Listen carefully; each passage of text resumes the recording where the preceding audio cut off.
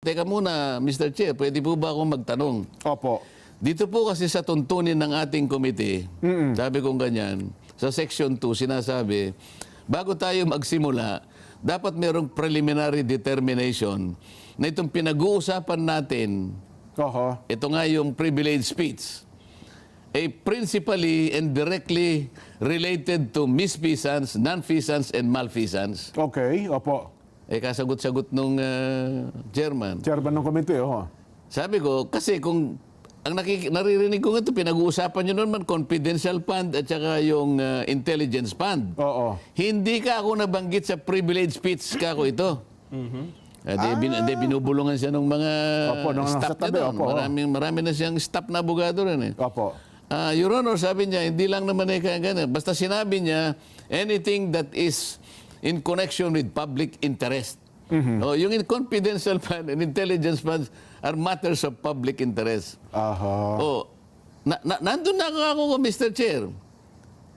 So, did you make a prior and preliminary determination na yung pag-uusapan natin na intelligence fund at saka confidential fund ay directly and principally Opo. related to malfeasance? Nasaan ka ko yung order mo? Oho. Nakalagay dito sa Section 4 at saka Section 5, gagawa ka ng order delimiting the investigation. Parang pre-trial order ito, kumbaga sa korte, sabi ko. Tama nga naman. Oho. Nasaan yung pinirmahan mong order?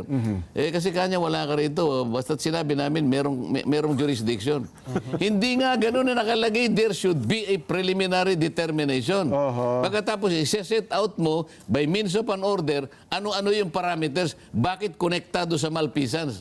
Oho. Malfeasance ba, non-feasance o misfeasance? Kailangan mong yan. Kailangan mo ipaliwanag. Nako.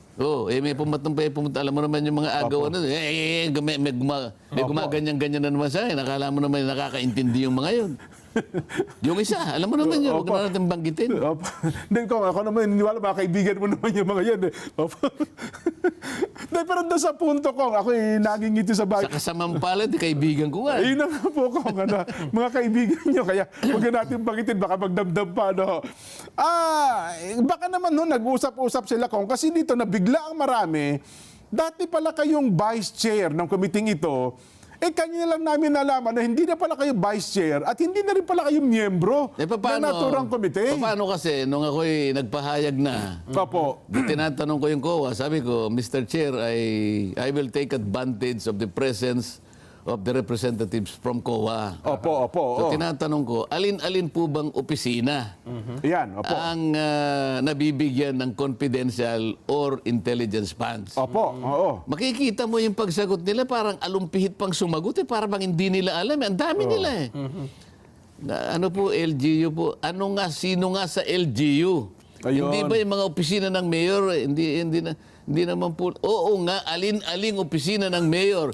Sa dami ng mayor natin dito sa bansang ito, at saka mga gobernador, GOCCs, Office of the President, yung kapulisan, even the armed forces of the and then the intelligence agencies of this country are recipients of intelligence and confidential funds. Sino-sino, bigyan mo ko ng ballpark figure.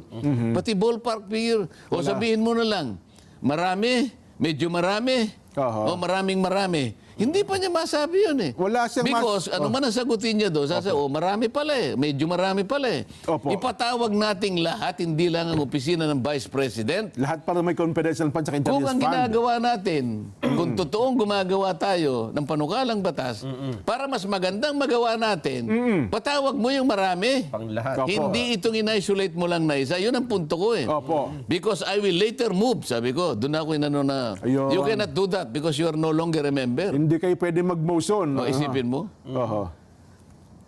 Gusto ko para wag lang umahahaba lang eh. Tsaka Opo. magkakasamaan lang na loob eh. Gusto ko sana sabihin, paano niyo ako tinanggal? Sino po nagtanggal sa akin? Hindi niyo man lang ako kinausap. Oo nga. Di ba?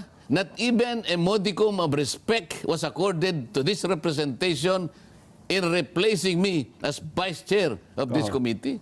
At ngayon pala, gusto niyong mangyari, pagka pala inalis ako as vice chair, Opo. automatic pala ako, Hindi na- naalis din ako na member. hindi na kayo miyembro ng komite. Paano nangyari yon, Nelson? When Senior Deputy Speaker Gloria Macapagal Arroyo was removed from her office, she was still Deputy Speaker. Nawala lang yung Senior Pagiging Deputy. senior deputy speaker. O di sana, nung tinanggal siya as Senior Deputy Speaker, natanggal na rin siya pagiging Deputy Speaker. Oo nga, hindi na O, sila. ano dito? Oho. Nasaan ang logic dito? Pero hindi masakit ang loob ko, Jen, ha? Opo. Sinasabi ko lang para maintindihan ng kababayan natin kung anong nangyayari sa amin ngayon. Ayun. Di ba? So ito'y tradisyon pala Kailangan maging bukas sa kaalaman nila. tradisyon yun na parang hindi na rin pala ginagalang ngayon ng Kongreso, ng Kamara. Ng ano? Yung tradisyon ninyo na dapat kapag ka may aalisin, at sasabihan man lamang siguro yung mga miyembro. Di ba? Alam mo, hindi lang tradisyon yun, kagandahang asal yun. Well, tama kayo, no? Respeto na lang sa kapwa. Huwag na Kapwa honorable tao. Yung tradisyon kasi medyo malalim pa yun eh. Opo. Ang pinag-uusapan is a customary, a modicum of respect. Oho. Dahil magkakasama tayo. Kulturang Kasama Pilipino ako yan sa eh. majority. Oho. Paano ba yung i-text mo ako? Kong, pasensya na ha, merong may kursonada sa position mo. Opo. Ibigay ko muna sa kanya. Pero member ka pa rin. Halimbawa ganon. Kasi, member ako nun eh. Opo. Yung pagiging vice chair, pribilehyo lang yon. Inalis mo akong, pwede mo akong alisin na vice chair. Pero member ako eh. Saan mo ka ako ibinatay na tuntunin? Wala silang may pakitang tuntunin eh. Opo. Basta okay lang papayag ako kako. Na kapag ka inalis mo ako bilang vice chair, naaalis na rin ako bilang member, ipakita mo lang sa akin ang tuntunin. Okay na ako. Mukhang namroblema Diba? si Kong Joel Chua kasi first term congressman ito eh. Ay, wala naman akong problema sa kanila. Kung sagutin nila o hindi lang sagutin, wala akong problema dyan. Nako. Pero ang nakalimutan ko lang, dahil sa pagmamadali ko kasi, Jen, Opo. una, anong pangalan nung congressman na nag-deliver ng privilege? Congressman na Roland Bariliano po ng Maynila. Opo. Ang mali doon, yun ba ay nayopa ito? Hindi. Parang third termer na bata o second termer na congressman ng Maynila. Sa makatwid, marami nagkamali doon eh. Siya, at saka kung sino man yung kung sino man yung speaker nung panahon na siya nag-deliver, Opo. pati yung isang batalyon na kasangkot sa opisina Opo. ng majority leader. Kasi ang majority leader ang bastonero. Tama po. Plenary ito eh. Lahat ng kanyang deputy majority leader, assistant deputy majority leader, hindi naman lang nila naisip na kapag ka ang isang panukalang batas, yung bill, ito yung panukalang Opo, batas, panukalang yung batas. budget. Kapag ka dinideliberate ang isang bill, Okay. kabawal-bawalan na may tatayo sa plenaryo at magdi-deliver ng privilege speech on the same subject matter.